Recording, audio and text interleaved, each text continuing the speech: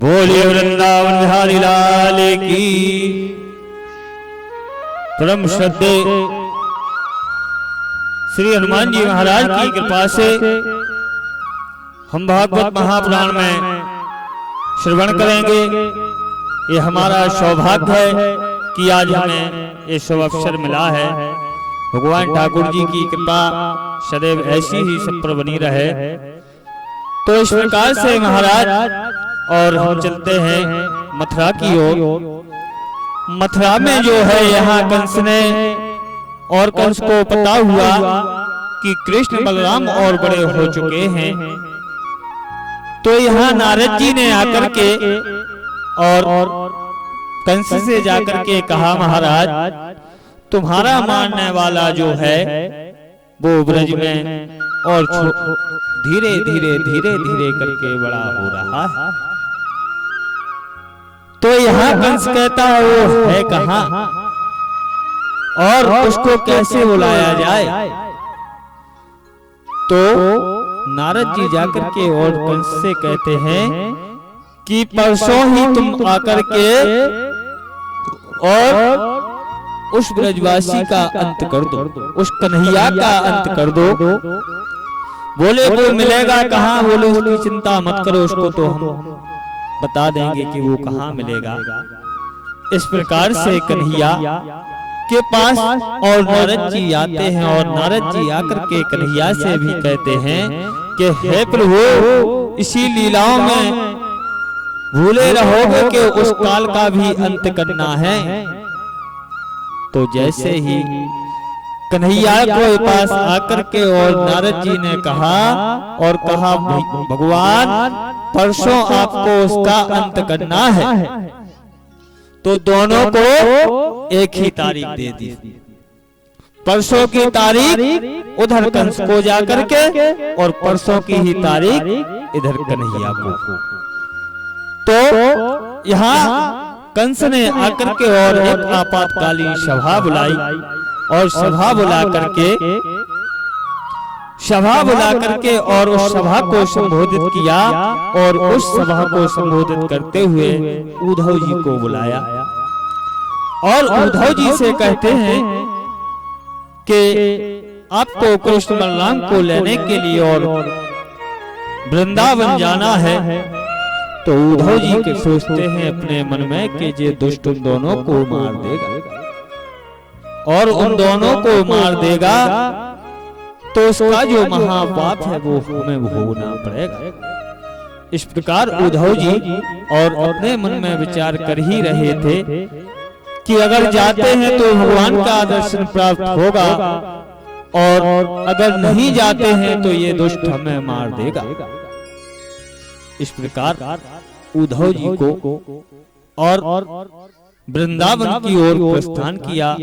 सुंदर सा रथ को सजाया, ध्वजा का लगाई और वह रथ जो है उद्धव जी और वृंदावन की ओर प्रवेश करते हैं। अपने मन में सोचते जा रहे हैं कि ये दुष्ट जो है कृष्ण बलराम को मार देगा। धीरे धीरे धीरे धीरे करके और जहां 4 घंटे में पहुंचना था वहां कन्हैया के यहाँ पहुंचने में उद्धव जी को 16 घंटा में ही मथुरा से और वृंदावन पहुंचे उद्धव जी। और जैसे ही उद्धव जी वृंदावन में पहुंचते हैं तो वहां पूछते हैं कि नंद बाबा का महल कौन है और महल में जाकर के जैसे ही प्रवेश करते हैं और कृष्ण बलराम को गले से लगा लेते हैं। कृष्ण बलराम को गले से लगा करके और कहते हैं, मैया यशोदा से कहते हैं कि माँ हम कृष्ण बलराम को लेने आए हैं और इनको मथुरा में जो महोत्सव हो रहा है, मेला लगा हुआ है, उस मेले में दोनों बच्चों को आमंत्रित किया गया है। तो माँ यशोदा कहती हैं, नहीं, मेरा लाला छोटा है और उसको मेला में जाने से डर लगता है। वो छोटा सा नन्हा सा कन्हैया और कहाँ मेला जाने, मैं नहीं उसको जाने दूंगी। इस प्रकार से महाराज माँ यशोदा जैसे ही मना करती हैं तो कन्हैया मन ही मन में मुस्कुराता है, प्रसन्न हो रहा है कि काका जी आए हैं तो जाना तो अवश्य पड़ेगा। तो धीरे धीरे धीरे धीरे करके और कन्हैया कहते हैं कि काका जी चलने के पहले आप वृंदावन तो घूम आओ। वृंदावन जैसे ही घूमने जाते हैं और वृंदावन जाने के और देखते हैं तो देखा कि जो ब्रज में जैसे ही पता पड़ा कि कन्हैया मथुरा जाने वाले हैं तो सारे ब्रजवासी और दुखी हो जाते हैं और कहते हैं नहीं नहीं नहीं, कन्हैया कहीं नहीं जाएगा, मैं कन्हैया को छोड़ नहीं सकता और मैं कन्हैया को मथुरा नहीं जाने दूंगा, मेरा लाला तो छोटा सा है। इस प्रकार से कन्हैया को सारी गोपिकाएं और स्नेह के कारण वश मना कर देती हैं, नहीं मैं कन्हैया को नहीं जाने दूंगी। तो माँ यशोदा कहती हैं कन्हैया तो मन ही मन में सोच रहा है कि मुझे कब मौका मिले और मैं कब यहाँ से निकल जाऊं।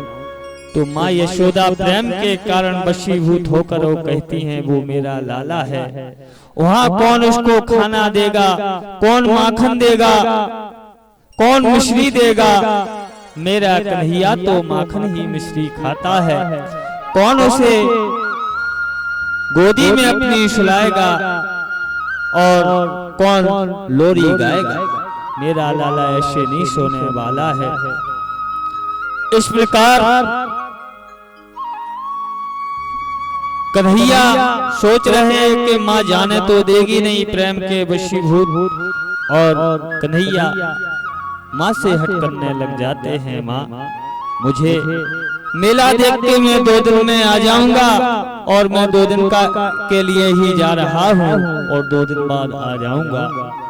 तो माता के बार बार आग्रह करने पर और जैसे ही मथुरा के लिए कृष्ण बलराम तैयार होते हैं तो रथ का जो पहिया है उस रथ के पहिया के नीचे और सारी ब्रजवालाएं आकर के और विश्राम करती हैं और कहती हैं कि ये रथ का पहिया जो है हमारे ऊपर से निकलेगा जब ही कृष्ण बलराम और मथुरा पहुंच पाएंगे, मैं नहीं जाने दूंगी। इस प्रकार से सारी ब्रजवालाएं और कन्हैया के वियोग में आंसुओं की धारा बहने लगी और ऐसी आंसुओं की धारा निकली कि जो वृंदावन है उसमें यमुना जी के समान आंसुओं की धारा निकल गई।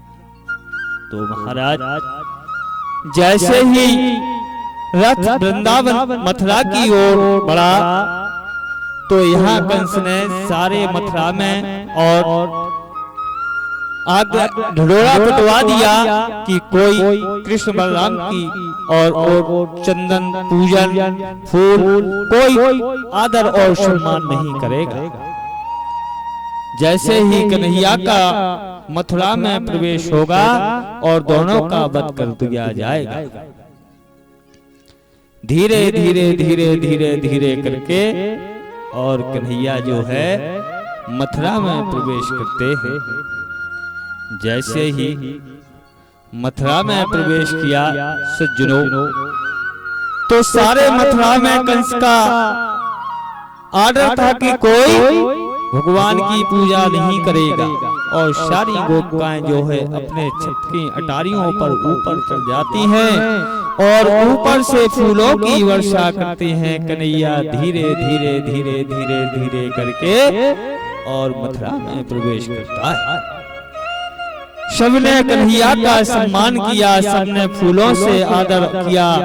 अब जैसे ही कन्हैया अंदर प्रवेश करते हैं तो कन्हैया को अंदर प्रवेश करते ही साथ और सबसे पहले कन्हैया पहुंचता है धोबी घाट पर और धोबी घाट पर पहुंच करके बाल सखा कहते हैं लाला तुम्हारे जो मामा है ना वो मथुरा के राजा है और वो तो अच्छे अच्छे वस्त्र पहनते हैं और हमारे पास तो ये फटे हुए वस्त्र हैं, मुझे तो अच्छे वस्त्र चाहिए।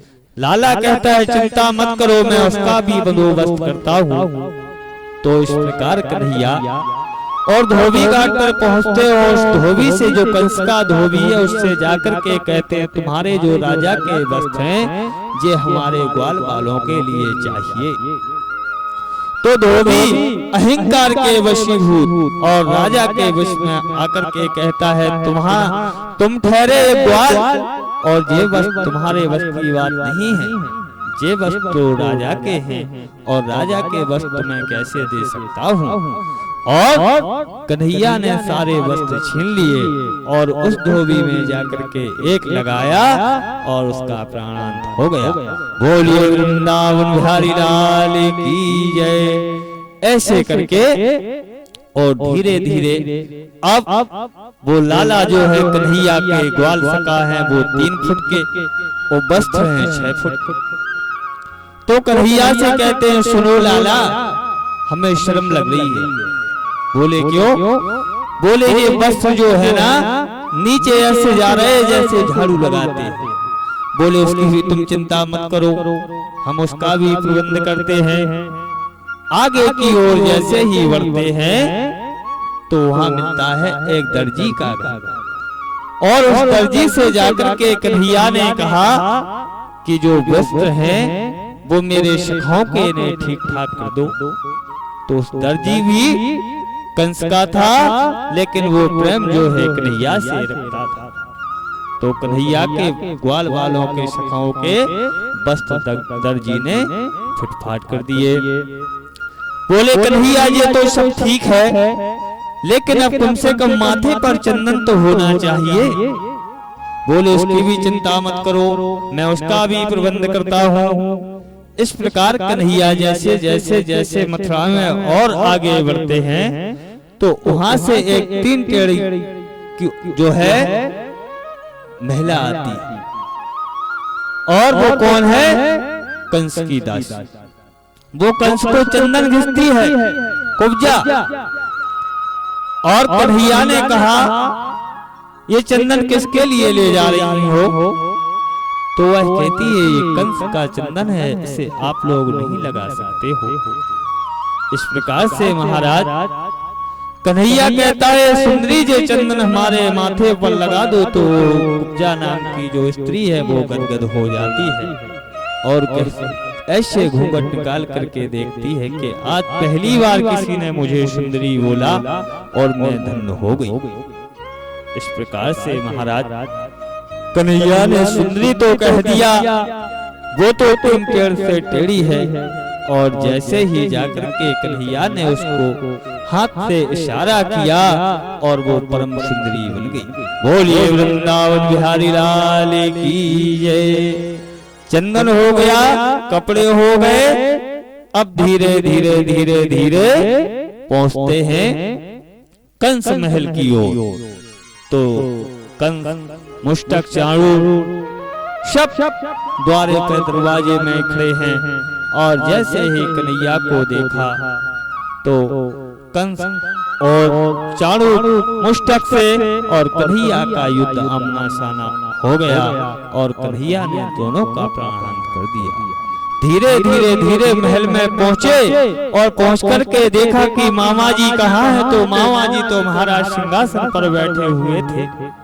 कन्हैया ने जाकर के और मामा जी को सीधा पकड़ा और पकड़ के ही नीचे खींचा। तो कहते कंस कहता क्या करते, तुम्हें शर्म नहीं आती है? तुम छोटे से बच्चे और मुझ जैसे व्यक्ति को, मुझ जैसे राजा के और केस पकड़ते हो। बोले मामा जिस दिन आपने हमारी माँ के केस पकड़े हुए थे उस दिन आपको शर्म नहीं आई क्या? आपको शर्म नहीं लगी थी? आज शर्म कर रहे हो।